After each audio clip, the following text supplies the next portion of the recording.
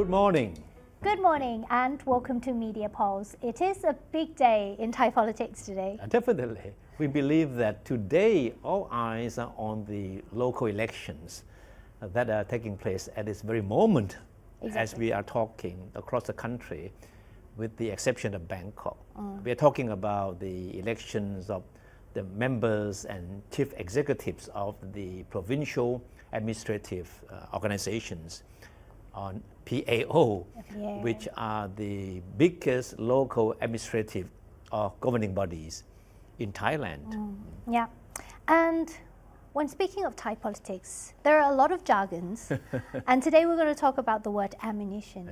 And if you are sort of a political enthusiast and you are Thai, I'm sure that you must have become familiar with the term ammunition, right? Yes. But if you are non-Thai, you're foreigners, so this certainly needs a lot of explanation. Yeah, we're not talking about firearms or any conflicts. We're talking about the use of money to secure votes in election. So the word ammunition has become synonymous with money being used to buy votes in elections. Yes, exactly.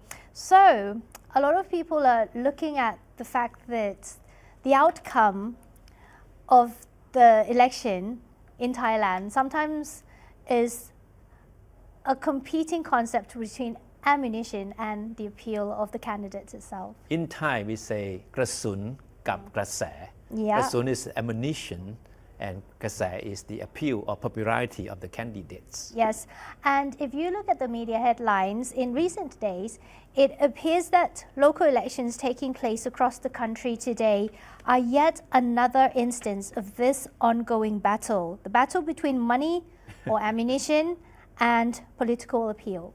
So this series of headlines should give you a good picture of how the Thai media view the local elections today. And the impression we get is that despite years of political progress that Thailand might have made, money is still a major factor determining election outcomes, both at the local and national level. And today's elections are no different. Yeah, so with the PAO or Provincial Administrative Organizations, it's officially considered to be part of Thailand's continuing process to promote grassroots democracy and decentralization. And the elections are taking place in 76 provinces, with the exception of Bangkok, like you said, to elect new council members. 47 of them will also see the election of new chief executives. And of course, the elections promise to be very contentious, judging from the heated campaigning leading up to the election today. And they certainly have caught the media attention a lot. For your information, the main task of these provincial administrative bodies is to provide public services in support of the government. These organizations have their own budgets and have their own development plans, so they are quite autonomous in a way, politically speaking. Yeah, theoretically, it sounds very good. But most election candidates are connected to local political clans whose support, especially financial support, is crucial. And that's why major political parties have been paying more and more attention to these local elections. And that's also why even former Prime Minister Thaksin Shinawatra has found it necessary to spend his political capital hitting the campaign trail on behalf of the candidates of Thai Party in several provinces in the past few months. Yeah, I guess for the Thai Party, winning local elections with a resounding victory will give them a higher degree of confidence that it will be able to dominate the next general elections. Yeah. But as we mentioned in the last episode of Media Polls, Thai Party cannot expect to have smooth sailing in today's polls. It's facing a formidable foe who is no less ambitious in its desire for political dominance, both at the local and national level. We are talking about Thepchai Thai Party, a partner in the Thai-led coalition government. The media refer to these two parties as frenemies. We have been using this term quite a lot in recent weeks, right? Yes. Because the two parties, they are coalition partners, but deep down inside, they do not trust each other. And most importantly, they are fully aware that they are rivals in today's local election as well. And this rivalry is most likely to intensify in the next general elections. Yeah, but what is interesting is that officiallyภูมิใจไทย Party is not fielding any candidates in today's local election. Its leader, Kun Anutin Chanvirakul, who doubles as Deputy Prime Minister and Interior Minister in the Patchimanon coalition, said this. He said his party does not want the local elections to be a source of conflicts with other political parties. But it's widely known that the candidates in many of the constituencies are closely related toภูมิใจไทย Party, which quietly supports these candidates. And of course, doing so unofficially. And these candidates are referred to by the media as candidates of the blue house, because blue is the official color ofภูมิใจไทย Party. So there is no question as to which party these candidates represent. Does this political tactic sound familiar to you? I mean, you are my candidate, but keep it to yourself. Do not say so. Don't tell anyone that you're our candidates. And this reminds us of what happened during the Senate election last year, actually. So legally, candidates in the Senate election must have no affiliation with any political parties. But a large number of candidates were seen as closely related to the so-called Blue House and got elected. So it would not be a mistake to assume thatภูมิใจไทย Party now has the control of the Senate. So it shouldn't be a surprise ifภูมิใจไทย Party would want to do an encore with local elections today. All right, so as we mentioned earlier, the key to success in the local elections is the support of the local political clans or political families known as Ban Jai in Thai. We have been talking about this for quite some time. And blessings from these families are crucial to winning the national elections, both the national and local elections. So it's not only blue, it's a big blue house. So like Thai Party, ifภูมิใจไทย is able to win over these political families and win the local elections, it would find itself in a strong position in the next general elections, which are scheduled for sometime in 2027, 2 years from now. Yeah, but today's local elections are not only a political battle between Thepchai and ภูมิใจไทย Party. It has become a three-way race in a way, with People's Party, the main opposition party, joining the polls as well. Now the People's Party, which is the reincarnation of the Move Forward Party, which was dissolved last year, the People's Party obviously doesn't have the same level of financial resources and local connection as the two other major parties, Thepchai and ภูมิใจไทย. And despite its success at the national level, the People's Party is considered to be a newcomer in local elections, in the local political scene, and has yet to establish a significant foothold in local elections. So they haven't got as much ammunition, but they've got the appeal. They believe they have the appeal with the voters. Yeah. However, its strengths cannot be underestimated because the party is believed to have a strong appeal, like I said, among younger voters and those who are disillusioned with the old school politics in the patronage system. Yeah. And don't forget that the party caught everyone by surprise with its shocking victory in the general elections in 2023. However, political analysts question whether the party can translate that success at the national level to the local level. So that's a big challenge for this party. And this brings us back to the term ammunition versus appeal. And if you're still wondering what the term ammunition in Thai elections really means, you need to take a look at these headlines. Yeah, they're really good actually. So the headlines, let's look at the first one. It says rumor of 200 baht vote in Nakhon Si Thammarat. And another one says 500 baht per head handed out in Songkhla, also in the south. I know, the rates keep going up, doesn't it? So 900 baht per vote in PAO elections. Yeah. But this one is more interesting. No money, no vote. Vote buying rampant in Songkhla. Villagers demand 1,000 baht per vote. See, it keeps going up. So when we say 1,000 baht per vote, I mean, it's very important because the demand means that the villagers that are supposed to be voting for candidates, they want 1,000 baht because 500 baht, yes, they accept that amount of money, but that is only for the electing or voting for candidates as members of the council or the organization. But if you want me to vote for the chief executive, then you need to pay me extra. That's how the figure 1,000 baht comes about. They're going to need a lot of ammunition. But so overall, what do these headlines tell us? I guess it's very simple. Vote buying is still the name of the game in elections in Thailand. May they be at the national or local level.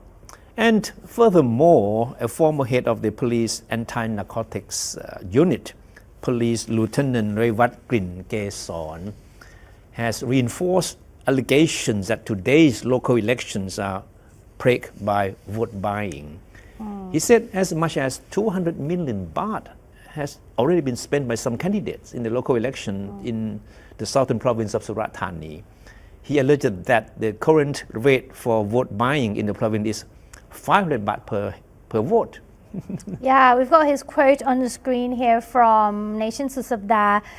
He said, the country is ruined. You invest 1 to 200 million baht to buy votes to win the PAO election. Imagine how corrupt you will have to be to recoup that investment. Makes sense. Yeah. I mean. And what does the Election Commission have to say about it? The chairman of the EC, Ithipon Bunpakong, said election officials were asking the former police officer for more information on the allegation at the moment. And by the way, if you see big crowds at some of the campaign rallies, as shown in the news over the past several days, do not assume that everyone is there out of their love for the candidates or for the parties. Because according to some Thai media reports, many attendees are paid and transported in vehicles arranged by canvassers to be present at the rallies. That means that when you say ammunition, the money is not meant for votes, it's also meant to attract people to attend campaign rallies. To organize crowds. There was an embarrassing moment for former Prime Minister Thaksin Shinawatra as well 2 weeks ago, while he was addressing a crowd from a stage in the northeastern province of Mahasarakam. I mean, as we know, Thaksin has been busy in the last minute with his campaign on behalf of the candidates of the Thepchai party in series of provinces. In this particular incident, a woman in the crowd threw a projectile aimed at Thaksin. I mean, look at this. While he was speaking, well, luckily it went over his head and landed harmlessly on stage. No, but the incident certainly caused a brief commotion because it was certainly not the kind of reception that the former Prime Minister would have expected from his supporters, right?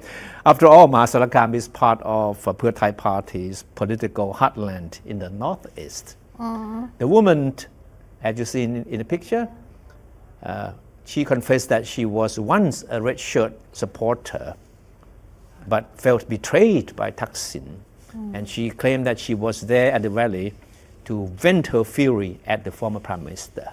But what made headlines was her complaint that she was supposed to get 200 baht to join the rally, but ended up empty-handed.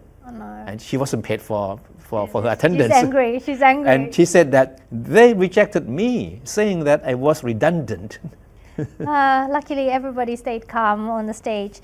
Rangsiman Rome, a deputy leader of the People's Party, has doubled down on allegations of vote buying in many constituencies, actually. He claimed to have received complaints that money was already being given out to voters by canvassers of certain candidates. He said that the going rates were between 500 baht and 1,000 baht per voter. In some constituencies, the money was paid out in installments. And here's a quote. He said, vote buying in whatever form is detrimental to democracy. Remember, Rangsiman, his party has set up a center to receive complaints about vote buying as well. Paying out money to buy votes in installments is not unusual, because there's one way to make sure that once the voters get the money, they just don't disappear or go to vote for another candidate. Yeah, makes sense. So you get like a deposit, and then once the job is completed, you get the full amount. Yeah. If the candidate wins, then you get the paid in full amount. Oh no. That doesn't sound like a good deal. But anyway, Rangsiman also accused police and election officials of turning a blind eye to the rampant illegal activity. All right, so as we are talking, the voting is now in progress in 76 provinces across the country.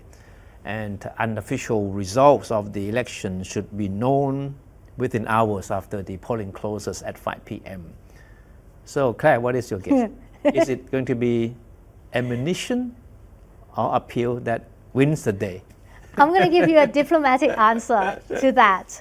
So I still have trust in democracy. So we have to have trust in democracy. Of course, I agree with you. I think hopefully the voters will go out and exercise their voting right with the common sense. And be rational. Knowing what is good for the country.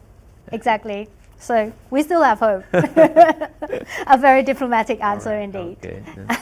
As we have seen, former Prime Minister Thaksin Shinawatra, he's been going out on a campaign trail in the past few months, hitting the road to help the candidates of the Pheu Thai party in local elections.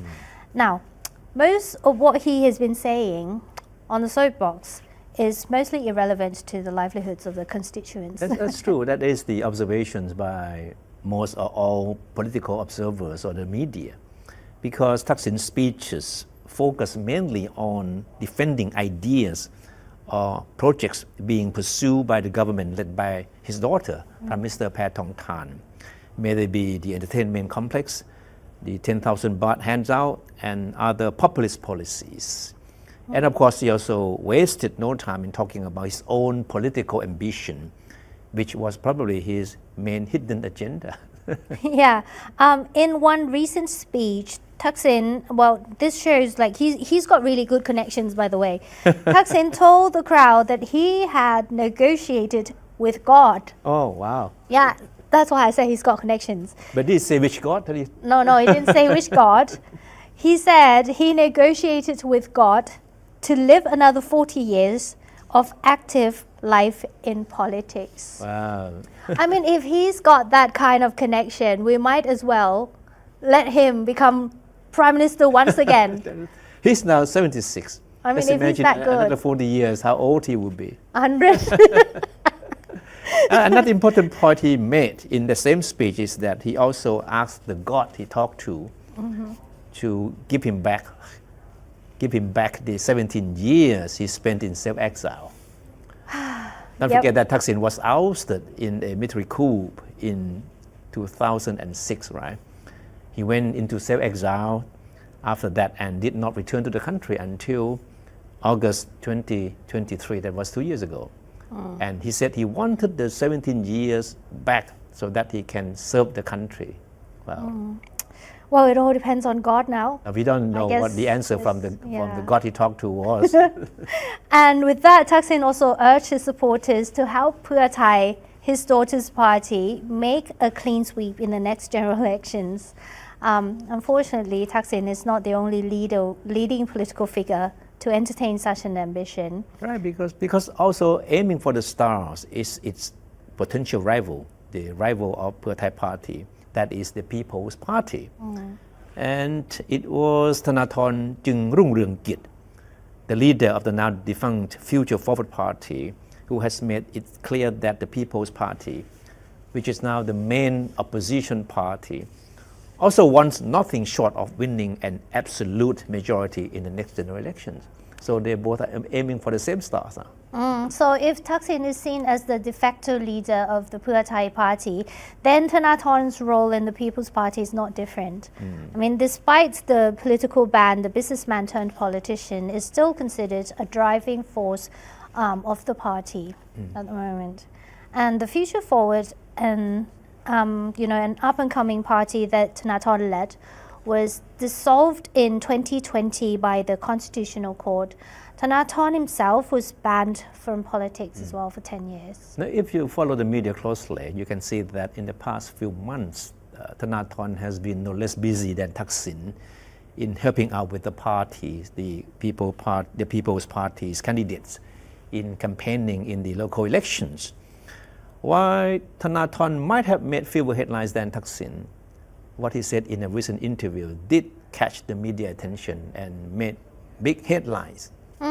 He talked to my former colleague, Kun Soryut Suthassanajinda. Thanathorn was pressed on the talk that he had with Thaksin in Hong Kong in the aftermath of the general elections in 2023.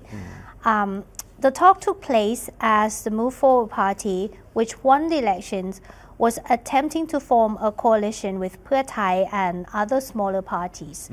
And at the time, however, its leader, Pitha Limjaroenrat, was facing an uphill task in trying to get members of the Senate to endorse his premiership. Now, in the interview, Thanathorn said his meeting with Thaksin ended up with him, that means Thanathorn, being stabbed in the back. That was a very serious accusation, right? I remember there were a lot of memes of Kun Thanathorn and like knives in the back. Yeah. And this is what Kun Thanathorn also said. It turned out that the whole thing, I mean the negotiations between Thai and the Move Forward Party, it turned out that the whole thing was only about paving the way for Thaksin to come home. He was referring to what is known as the political deal that allowed Thaksin to end his self-exile in exchange for Thai Party to form a coalition government without the Move Forward Party. Yeah, and he actually declined to go into the details about his talk with Thaksin. He only said that the rest was history. Now, there's a big question, and that's whether or not there is still a possibility of Thai and the People's Party burying the hatchets and working together. Now, the question you just mentioned arises as top figures of the two parties have been trading barbs during the local election campaigns. And Thanathorn answered to that question whether or not he and people in the People's Party still can work with Thai. And Thanathorn's answer was clear. He said the People's Party wants to have a clean sweep in the next general elections. The very same thing that Thaksin wants. And that means the party is ready to go head-to-head with Thai Party. And I guess Thanathorn's ambition cannot hide the fact that the People's Party immediate future is still full of uncertainty, because remember 44 of his MPs have been charged with breaching political ethics by sponsoring a bill to amend Article 112 of the Lèse Majesté law. And if found guilty, they will be banned from politics, and that's something that would deal a potential blow to the party. And besides, from the perspectives of Thai Party, Thaksin certainly is confident that if he can help the party through to the next general elections with the party's populist policies, no other political parties will be able to stand in its way to winning a clean sweep victory in the next general elections. But political analysts have cautioned Thaksin and Thai not to underestimate the desire for changes among voters who are disillusioned with the old-styled politics and the patronage system. And, that has been dominating Thai politics for decades. Yeah. So as things stand, it looks like the stage is set for a face-off between these two political parties, Thai and the People's Party, in the next general elections. And both, as we have been saying, are aiming for the same stars. But whether or not they can reconcile remains to be seen, because there are, in Thai politics, there are no permanent friends or foes. So even today, Thanathorn admits he still feels the sting of betrayal, as if the knife in his back has never been removed. But the question is, by the next election, would Thanathorn feel the same? Would the knife still be there? Yeah. Because he said that he felt he was stabbed in the back after his talk to Thaksin. Now, the question is whether by the time of the next election, he still feels that the knife is still being stuck there in his back or not. Because that is important. It is. Because that would answer the question whether or not the two parties can work hand in hand. Yeah. I know, he needs to go to God, like the same God that could, that may be reconciled, because, he needs that connection. I see. That reminds me of what President Donald Trump said on his inauguration speech, that God save him so that he can make America great again. Okay. So I wonder whether they were talking to the same God. Could be. You never know. Well, the Pheu Thai party may be confident about their game for now, but that does not mean the road ahead will be that smooth, especially with their plan for the entertainment complexes and casino. Why? Because not everyone in the country agrees with the plan, and the reason varies. But one argument is from Associate Professor Chitawan Chanakul, an economist from Kasetsart University, and she said that the entertainment complex and the casino project was never really included in the campaign promises of Pheu Thai or any coalition parties during the general election in 2023. And that has become one of the biggest arguments raised against the initiative to legalize casinos now. That the idea was never part of the platform proposed by the Pheu Thai party in the election campaigns. So it's not supposed to be pushing so hard for it to materialize. Yeah, there's the associate professor also said that the law requires the parties in the coalition government to submit their policy proposals to the EC, the Election Commission. So far, none of those proposals include a plan for legalizing gambling. That includes the casino and online gambling, two different things.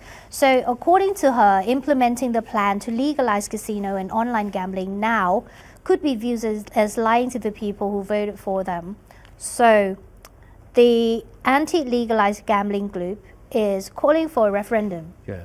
Because they believe that this is a very important issue. It's a very divisive issue. There are people, of course, a lot of people are for the idea, but there are also many people out there who are against seeing casinos being legalized in Thailand. So the best way out, according to these campaigners, is to have a referendum for the people to make their voices heard. And that could be a major stumbling block for the Pheu Thai party in their attempt to push forward a casino project. So under what condition could there be a referendum, you may wonder? Two main civil society groups are joining hands to launch an anti-casino campaign. So they're trying to gather endorsement for a petition to be handed to the cabinet via the Election Commission. The aim is to get 50,000 signatures or something in order to push for a referendum. Yeah, but conducting a national referendum can be very costly. Yeah, that's true. Whether or not that's still a question of if there's going to be a referendum, but the closest to it is, I guess, a recent survey by NIDA, the National Institute of Development Administration. It suggested 59.16% of the respondents, there were 1,310 respondents who did not agree with the plan for entertainment complexes, which contains a casino. Yeah. But if you listen to the leading figures in the government, including the Prime Minister and former Prime Minister, her father, Kun Thaksin, they're still adamant in trying to push through the idea, because the argument is that, legalizing casinos, of course, they are not saying that these are going to be casinos focused, right? They say they are going to establish entertainment complexes, not casinos, because these ideas, should be very important in helping revive the economy, because it would create a lot of new jobs and offering a lot of new investment opportunities. As if Thailand's not fun enough. No. When we're not fun enough as a destination, we need an entertainment complex. Yeah. So this certainly promises to continue to be a very divisive issue, and we still don't see the possibility of this being materialized in the near future. Yeah. Well, I guess the focus today in Thai politics is the result of the local election. So follow Thai PBS because we have live results as well this evening. The poll closes at 5 and then they start counting. So we should know Okay. by, I don't know, tonight? Yeah, a few hours after Yeah. after the polling closes. Yeah. Yeah. Anyway, thank you so much for joining us today. We'll see you again next week. You're not here. Okay, all right. Thank you. Week for watching. after. Bye.